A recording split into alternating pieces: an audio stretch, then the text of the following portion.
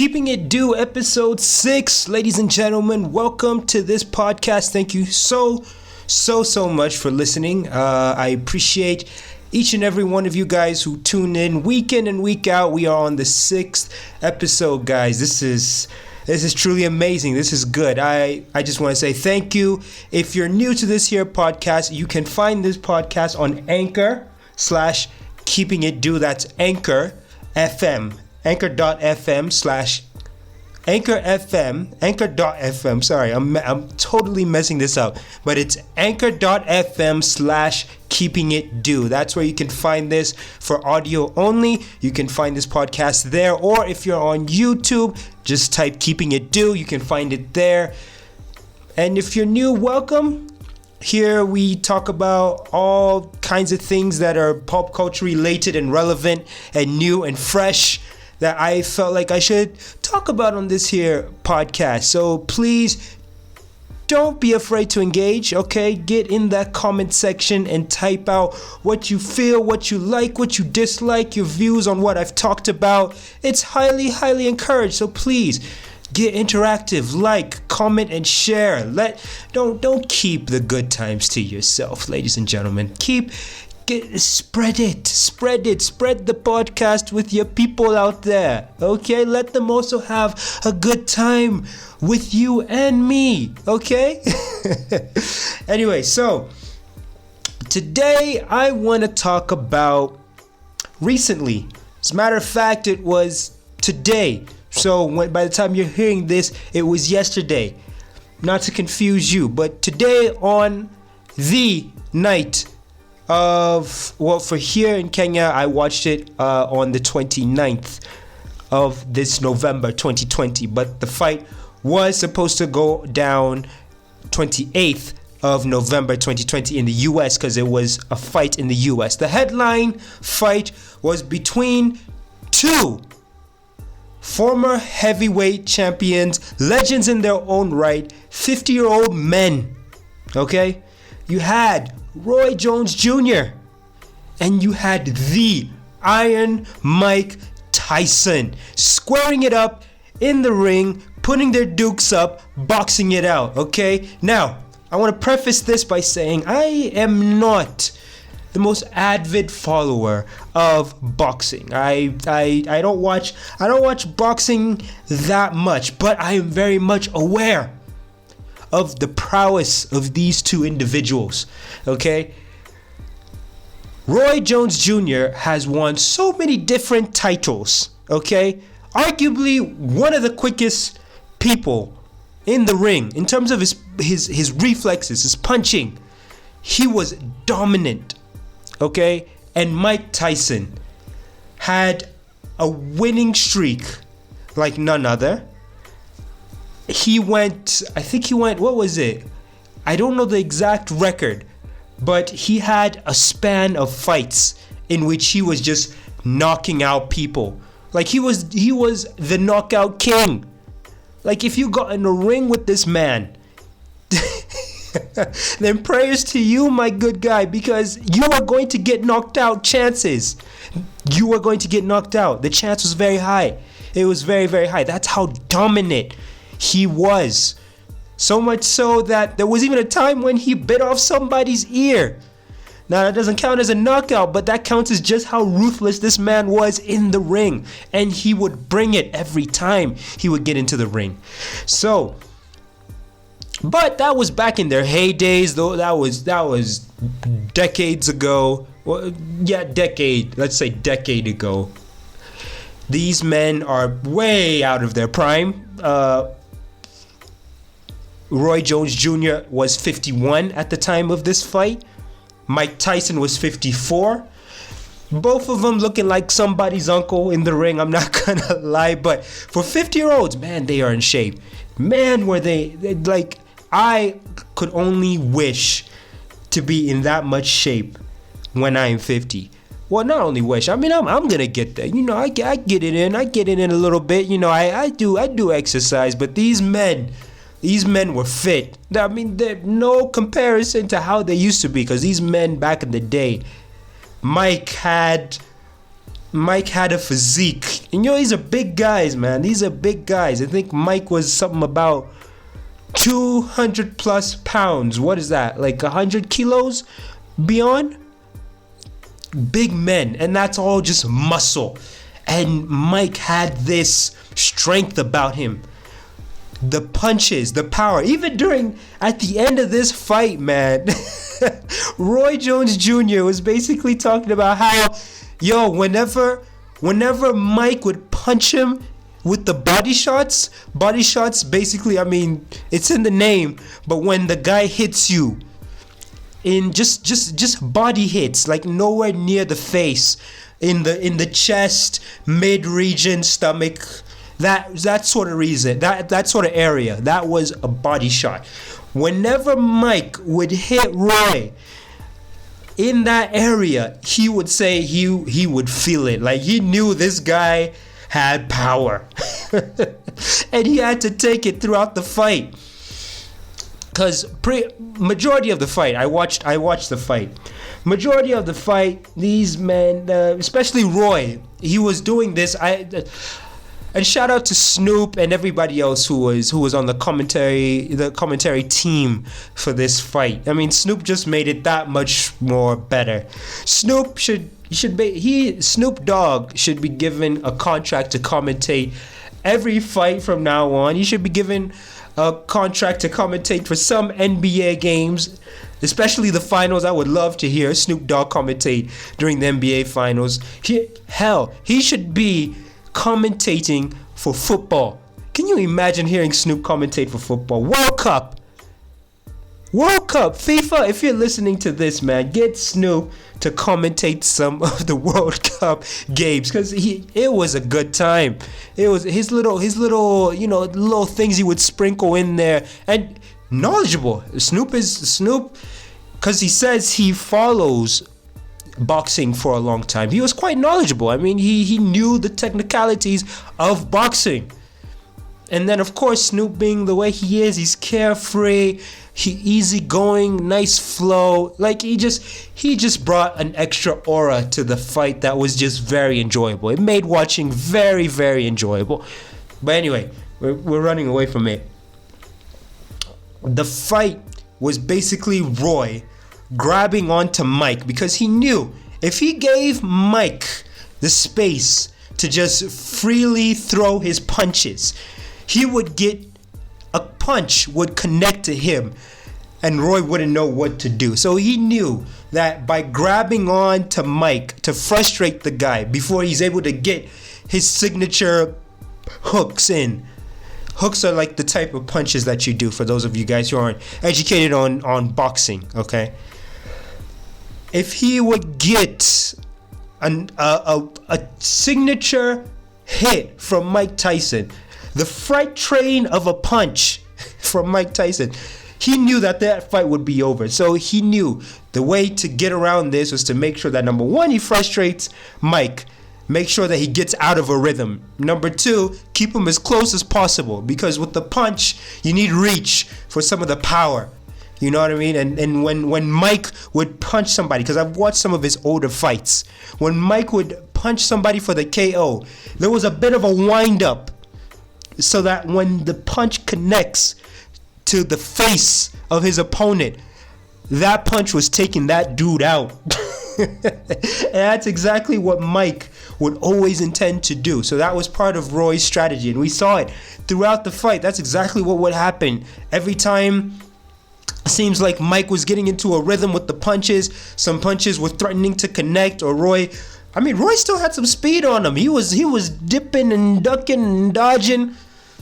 He was doing his thing. And for 50-year-old men, you could tell that the experience was there. It was like riding a bike for them, getting back in that ring. And kudos to them for being at that age and still getting in front of, because I'm pretty sure the numbers were high for this fight, as in watching viewership.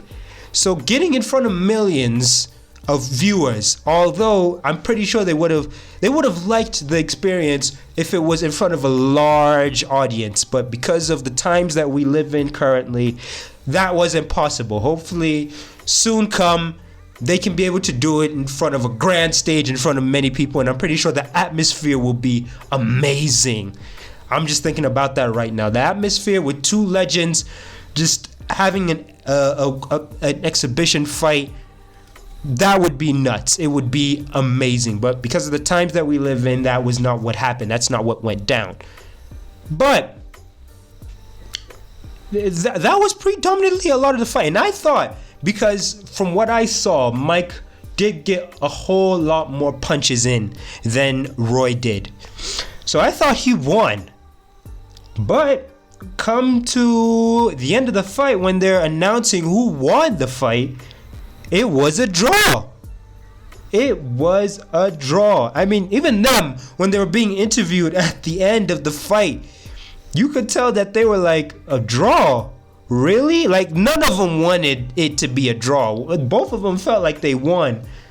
I personally felt like Tyson won. A lot of people on social media seemed to be on the side that Tyson won. So, anyway, I guess it was all in good fun since it was an exhibition match. Nothing was really riding on this fight. Nobody was getting any titles or championships or whatever. So, I guess to pay respects to both legends, maybe a draw was, I mean, it was in the cards for them to have. Maybe it was already predetermined. But I don't know. I think Mike had the upper hand, and Mike Tyson was a bigger dude than Roy. You could tell he had more power. I think he was in a bit more shape. You could look at the body of Tyson, like he looked like he was in shape, man, like in real shape. Like the dad bod was there. You could tell the dad bod was there. But it was the kind of dad bod where you're like, you know what? If you laid off the food, the excessive food that you had been eating and consuming for the decade amount of years that you were on retirement, if you had cut back and you had continued with that strict diet for that continuous time, his body would probably look not that far off from what his body was when he first retired. This dude was in shape, and even some of the sparring videos that were released of Mike just punching and training, Mike looked like he was in shape. He looked like he hadn't lost a beat. He looked like the power was still there. Mike Tyson, man, no wonder that man is a legend. But Roy was also, like, you could tell Roy was using his experience of being in the ring to basically help him. And they went the distance. They went the full 8 rounds. And that takes a lot of physical exertion.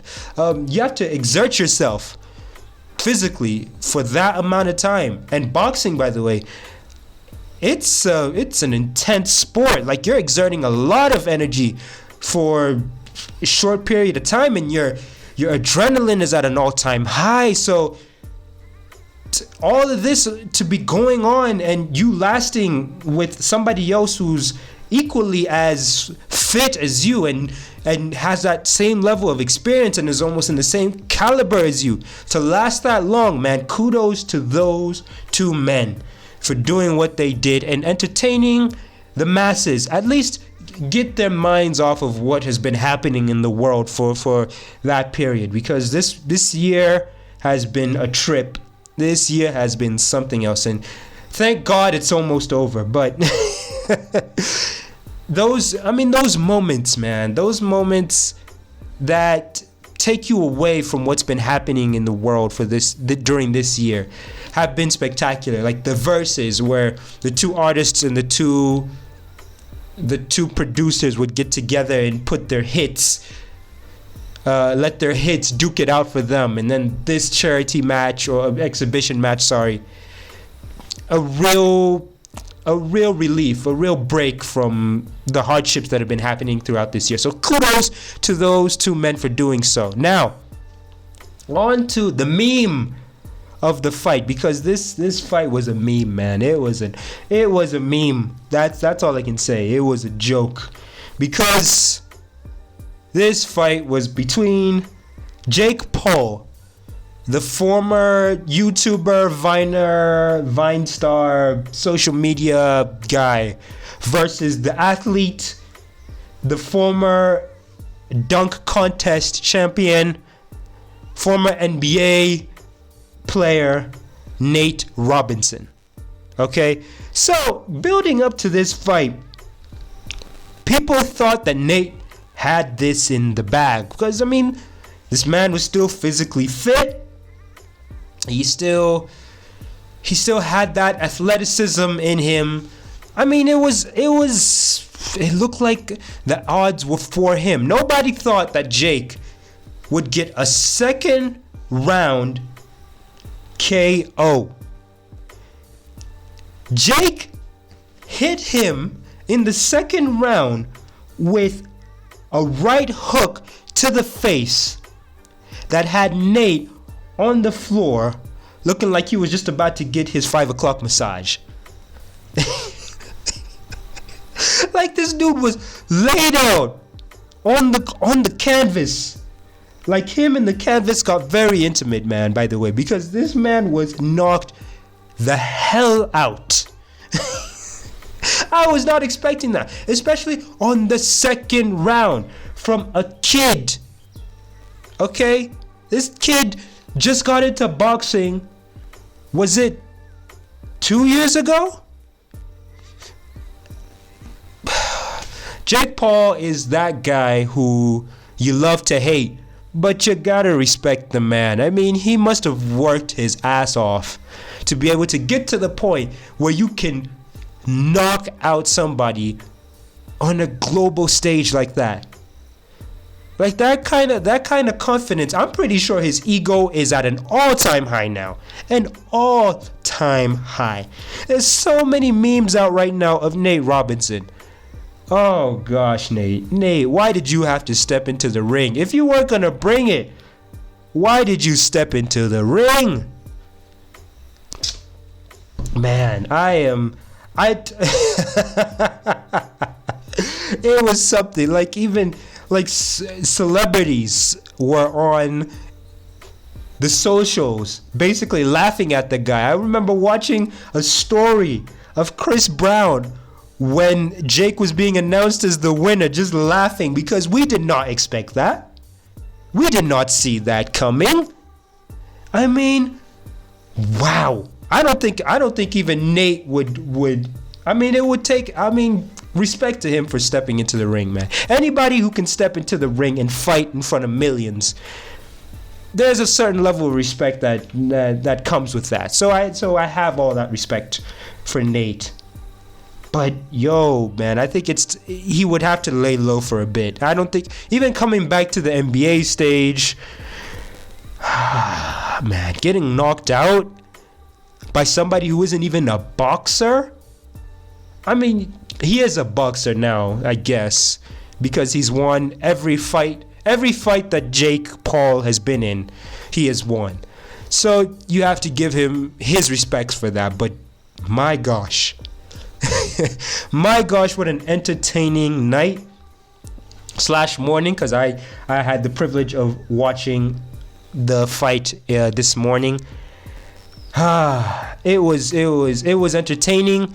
If you haven't had a chance to watch it, I suggest you find a way to watch it because it was something else, or just wait for the highlights. I'm pretty sure the highlights will be everywhere because everybody's going to be talking about it, including myself. I mean, I devoted a whole podcast to it, a podcast episode to it, rather. So yeah, so just look out for the memes. If you see a meme of Nate Robinson on the canvas, spread out like some butter, just know that it came from this past fight where he was knocked out. And if you also, on that same note, if you see another meme where it's Mike Tyson and Roy Jones Jr. hugging in the middle of the ring, you know where that's from. So now you have a bit of context, okay? So thank you guys so much for tuning into this podcast. I know it was boxing heavy, but hey, I had to talk about it because I know everybody else is going to talk about it, and I decided to get on the bandwagon and talk about it too because hey, I'm trying to get some views, I'm trying to get some listeners, I'm just trying to make this podcast blow. And the only way to do that is to talk about what's relevant. So I know people are going to be talking about this for a while. So I'm on this train too. Okay, I am on this train too. So as always, I like to leave you guys with a little bit of introspect, sharing you something that you guys can ponder and think about as we close off this podcast. So here, I'm going to read you guys something. Okay. And I think for boxing, because boxing is all about that good fight. You know what I mean? It's all about that good fight. So this what I'm about to read you, actually, it applies in a way. It applies, and it says, "The tools you created to survive won't serve you when it's time to thrive.